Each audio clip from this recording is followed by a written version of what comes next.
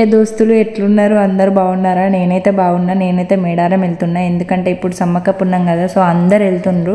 మేము కూడా తుఫాన్ తీసుకొని వెళ్తున్నాం. చాలామందికి తుఫాన్ అంటే తెలియదు కదా, చూపిస్తా తుఫాన్ అంటే ఎట్లుంటుందో. అయితే మేము మేడారం వెళ్ళడానికి మెయిన్గా రీజన్ ఏంటి అనేది మీరు వీడియోలో చూడండి, ఎందుకంటే చూస్తేనే మీకే అర్థమవుతుంది. ఏంటి సన్నీ నువ్వేనా అని అంటారు కావచ్చు మీరు మేబీ. సో సబ్స్క్రైబ్ చేసుకొని వాళ్ళు ఎవరైనా ఉంటే వెంటనే సబ్స్క్రైబ్ చేసుకోండి. కొత్త వాళ్ళు మా వీడియోని చూసి వెళ్ళిపోకుండా సబ్స్క్రైబ్ చేసుకోండి. మీరు నాకు ప్రోత్సాహం ఇచ్చినట్టు అవుతుంది, నోటిఫికేషన్స్ కూడా వస్తాయి. ఇక మా అమ్మ అయితే మేము బయలుదేరే ముందు కొబ్బరికాయ అయితే కొట్టింది, ఎందుకంటే మనం ఎటన్నా తీర్థయాత్రలు కట్టి ఇటు వెళ్తే ఫస్ట్ మనం వెళ్ళే వెహికల్ ముందు కొబ్బరికాయ కొట్టడం అది ఆచారం. సో ఇక మేమైతే తుఫాన్లో ఎక్కి ఇక మా ఊరోళ్ళు మా ఇంటి పక్క వాళ్ళకైతే మా ఇంటిని జాగ్రత్తగా చూసుకోండి అని చెప్పినాం. సో మీరు తుఫాన్ చూస్తానన్నారు కదా, చాలామందికి తుఫాన్ అంటే తెలియదు. మన టాటా సుమో కంటే కొంచెం, టాటా ఏసీ కంటే కొంచెం పెద్దగా ఉంటుంది, ఒక సీట్ ఎక్స్ట్రా ఉంటుంది వెనకాల. సో దాన్నే తుఫాన్ అంటే, దాని మీద తుఫాన్ అని రాసి కూడా ఉంటే ఎప్పుడన్నా అబ్జర్వ్ చేయండి మీరు. మొత్తం అంతా రెడీ అయిపోయింది. ఇక మేమైతే బయలుదేరినాం. ఎవరెవరమంటే మా పెద్దమ్మోళ్ళు, మేము, మా అక్కయ్య, మా ఊరు వాళ్ళిద్దరు. సో మేమందరం కలిసి తుఫాన్లో అయితే బయలుదేరినాం. ముందున్న డ్రైవర్ అంకుల్. ఇక మా ఊరు దర్శనాపూర్, మా దర్శనాపూర్ నుంచి బయలుదేరినాం కోటపల్లికి. చూడండి మీరే.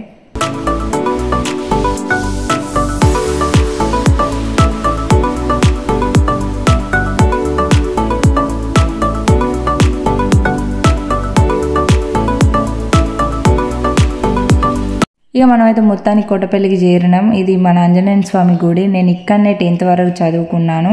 4th to 10th వరకు చదువుకున్నా. 1 to 3rd వరకు మా ఊర్లో చదువుకున్నా. ఇక మేమైతే మా మామయ్య వాళ్ళ ఇంటికి చేరినాం. మా మామయ్య వాళ్ళ ఇంటికి వెళ్ళిన తర్వాత వాళ్ళ ఇల్లు చూపెడతాం, మీకు ఎప్పుడు చూపెట్టలే కదా నేను. ఇక ఇది వచ్చేసి దేవుళ్ళ రూమ్. నేను క్లారిటీగా తర్వాత చూపిస్తా. ఇక మా కోడలు అయితే మేము నైట్ మొత్తం ఇక ఫోన్లో అత్తడి ఫోన్లు చేసినాం. సో అది పడుకుంది మేము వచ్చేలోపు. ఇక ఇది వచ్చేసి బెడ్రూము. మా అక్కయ్య వాళ్ళు ఉన్నప్పుడు ఇది వాళ్ళ బెడ్రూము. మా అక్కయ్య వాళ్ళు ఇప్పుడు గుడిపేటలో ఉంటున్నారు. ఇక మా అత్తమ్మని అయితే మేము టీ పెట్టమన్నాం, ఎందుకంటే పొద్దున్నే ఇల్లాకులు ఊడ్చి స్నానాలు చేసి అదంతా చేసే వరకే 4-5 అయింది. సో ఇక అందుకే మా అత్తమ్మని పెట్టేయమన్నాం. మా కొడపల్లికి వచ్చిన వాళ్ళని తాగినాం. ఇది వచ్చేసి వాళ్ళ దేవుళ్ళ రూమ్. ఎంత బాగుందో చూడండి. మాకు సపరేట్ దేవుళ్ళ రూమ్ అంత పెద్దగా లేదు, వాళ్ళది కిచెన్ అండ్ దేవుళ్ళ రూమ్ వచ్చేసి ఒక దాంట్లో. ఇక మా అచ్చగడైతే మస్తు ఎగ్జైటింగ్ అవుతాండి ఇక మేడారం. అటు ఫస్ట్ కూడా ఇది వచ్చేసి మా చిక్కతలకి నేను బర్త్డేకి ఇచ్చినాం. ఇక మేమైతే ఛాయ్ పెట్టించిన వాళ్ళు అందరం ఛాయ్ తాగినాం. ఇక నేనేమో ఇక వ్లాగులు తీసుకుని ఇస్తాను, ఎందుకంటే మీకు అన్నీ చూపించాలి కదా.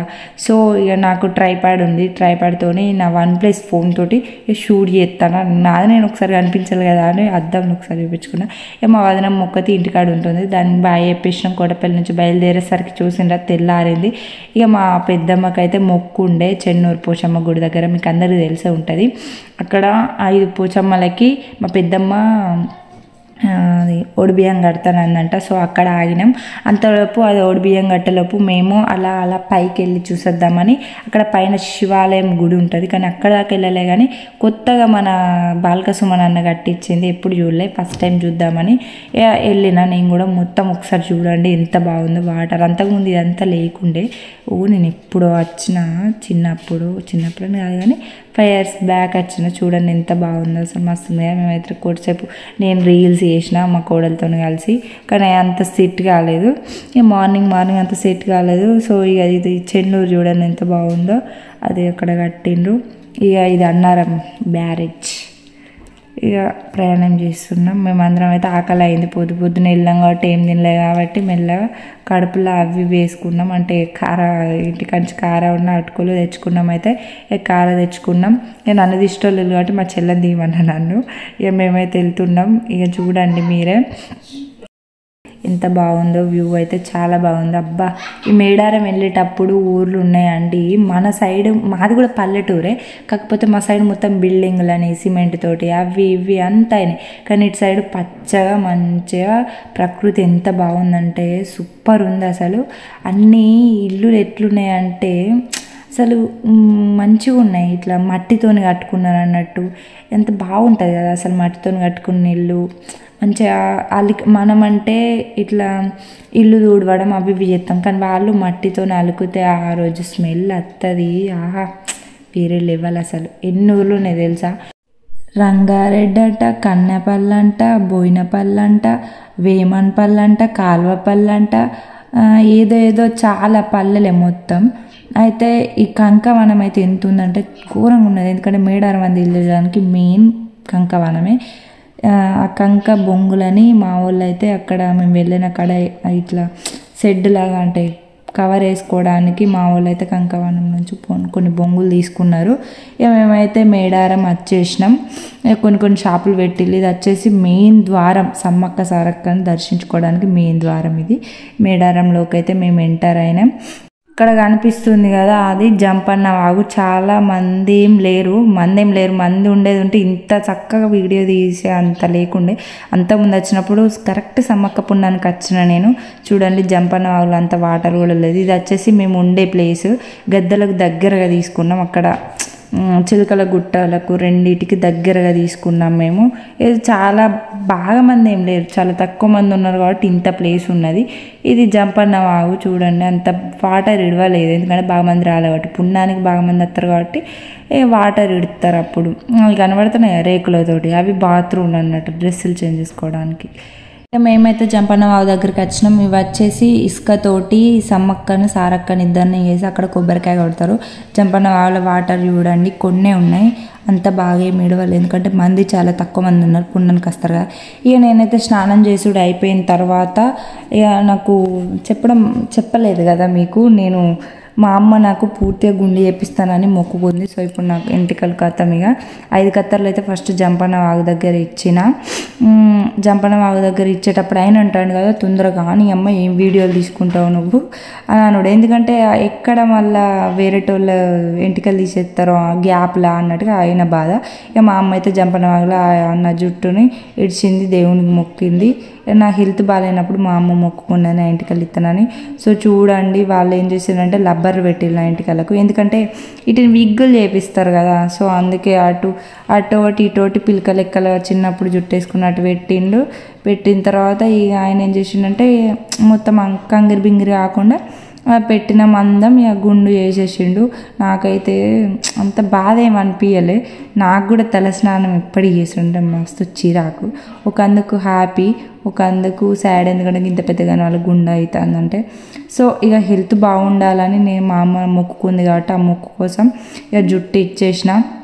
ఆ జుట్టు ఏం చేస్తారంటే విగ్గులు చేపిస్తారు అన్నట్టు. చూడండి ఎంత మంచిగా వెళ్తుందో. అది రబ్బర్ పెట్టిండు కాబట్టి గుండు చేస్తుంటే అది మంచిగా స్టైల్గా వెళ్తుంది. అది జుట్టు తీసిన చేతిలో పెట్టిన తర్వాత అమ్మ నా జుట్టు గింతున్నదా అనుకున్నా నేనైతే. చూడండి ఎంత కూరంగా వెళ్ళిందో. సాఫ్ట్గా చేసేసిండు ఆ అంకులు. ఇక గుండు తీయంగా కూడా బాగా మంది లేరు కాబట్టి నేను వీడియో తీసుకోగలను. అదే పుణ్యానికి అట్లా ఇట్లా వచ్చినప్పుడు అయితే నేను ఈ గుండు వేసుకునేటప్పుడు వీడియో కూడా తీసుకోలేకపోయేదాన్ని, ఎందుకంటే చాలా మంది ఉంటారు కదా. చెయ్యి ఇడిసబెడితే చాలు తప్పిపోతాం అన్నంత మంది ఉంటారు, ఇసుక పోతే రాలనంత మంది ఉంటారు మేడారం జాతరలో. సో ఈసారి కొంచెం తొందరగా వచ్చినాం, ఎందుకంటే అప్పటికి బాగా మంది ఉంటారని. ఎందుకంటే మా అచ్చుగాడు మా స్టేజ్ చిన్నోడు కదా. సో అప్పుడు అత్త కొంచెం చిన్న వాళ్ళని తీసుకొని రష్ ఉన్న టైంలో వస్తే కొంచెం బాగోదని మళ్ళీ తప్పిపోతాడు ఇట్లా అని మేము వచ్చేసినాం. మా ఇద్దరికి అయితే గుండు అయిపోయింది ఫైనల్లీ. మేమిద్దరం గుండు బాసులం అయిపోయినాం. ఇక వాడు హాయ్ చెప్తుండు చూడండి. ఇక మేము ఇక దాన్ని ఏమంటారు, మా వాళ్ళకు మా శ్రేయాంశగానికి మా అమ్మకు బంగారం, వాళ్ళెత్తు బంగారం సమ్మక్కకు మొక్కుతాను అన్నారు. అందుకే మేము బంగారం కోసమని వెళ్ళినాం. బంగారం అంటే ఏంటో తెలుసు కదా, బెల్లం. ఇక మా శ్రేయాంశగానికి అయితే జోకిళ్ళు అక్కడ 1 kgకి ఎంత ఉందంటే 10 kgsకి ఎంత ఉందంటే 70 రూపీస్ ఉందండి. ఎక్కడ చూసినా మొత్తం అందరూ అంతే ఒక్క మాట మీద ఉన్నట్టున్నారు. ఎక్కడ చూడు 70 రూపాయలు తక్కువ అసలు ఇవ్వనానుడు. సో ఇక బంగారం జోగించుకునే ముందు కొబ్బరికాయ కొడతారు దేవునికి, దేవుడా నీకోసమే అన్నట్టుగా. అయితే ఒక ట్విస్ట్ ఏంటిదంటే మన మాట బంగారం జోగించుకునేటప్పుడట మన బరువు కంటే కొంచెం ఎక్కువనే వేస్తామట. ఎందుకంటే దేవునికి కదా, దేవుడు వచ్చి కూర్చుంటాడట మన సైడ్ దాంట్లో. అది వాళ్ళ నమ్మకం, వాళ్ళు చెప్పిళ్ళైతే నేను మీకు చెప్తాను. ఇక మా అమ్మ అయితే బంగారం చూపించుకుంది, తన నిలువెత్తు బంగారం చూపించుకుంది. బంగారం చూపించుకునేటప్పుడు ఏమైందంటే పెద్ద పెద్ద ముద్దలే కాకుండా చిన్న చిన్నవి కూడా తీసుకున్నాం. ఎందుకంటే గద్దెల దగ్గరికి వెళ్ళేటప్పుడు పెద్ద పెద్దవి అంటే చాలా కష్టం అవుతుంది కదా. సో అందుకే చిన్న చిన్నవి కూడా ఒక 10 వరకు వేయమన్నాం అందులోనే చూపించేటప్పుడే. సో అతను వేసిండు. ఆయన చిన్న అయినా కానీ అబ్బో ఘోరంగా చేసుడు, అసలు నా ఎత్తున్నాడు, నా అంత వయసు కానీ ఆయన అమ్మో ఘోరంగా అసలు. ఇక బంగారం వాళ్ళు అయితే 70 రూపీస్, ఎక్కడికి పోయినా 70, అసలు తగ్గేదేలే, మేము అందరం ఒక్కటే అన్నట్టు. మీరు ఎక్కడికన్నా ఓన్లీ ఇదే రేటు. ఇది 5వ షాపు, 5వ షాప్లో కూడా అంతే చెప్తే వీళ్ళందరూ ఒకటే తాటి మీద ఉన్నట్టున్నారు అన్నట్టుగా మేము ఇక్కడనే చూపించుకున్నాం. ఇది గద్దెలకు దగ్గర, సో అందుకే కొంచెం దగ్గర ఉంటుందని చూపించుకున్నాం. మా అమ్మకైతే మొత్తం 5 పెద్ద ముద్దలైనాయి, 10 చిన్న ముద్దలైనాయి, మొత్తం 58 ఎంతో అయింది. ప్రైస్ ఎంత అయింది కానీ నాకు అంత గుర్తులేదు. ఇక మా వాళ్ళు అయితే తీసుకొని ఫస్ట్ ఓడిబియ్యం కట్టుకొని గద్దెల దగ్గరికి వెళ్ళాలి కాబట్టి బంగారం తీసుకొని మేము ఉన్న ప్లేస్కి వెళ్తున్నాం. తర్వాత మా వాళ్ళు అయితే ఓడిబియ్యం కట్టుకున్నారు. నెక్స్ట్ వ్లాగ్లో మేము ఎలా దర్శనం చేసుకున్నదని అనేది చూడండి, ఓకేనా? ఎందుకంటే ఈ వ్లాగ్లో చాలా పెద్దగా అవుతుంది, లాంగ్ అవుతుంది. Thank you friends.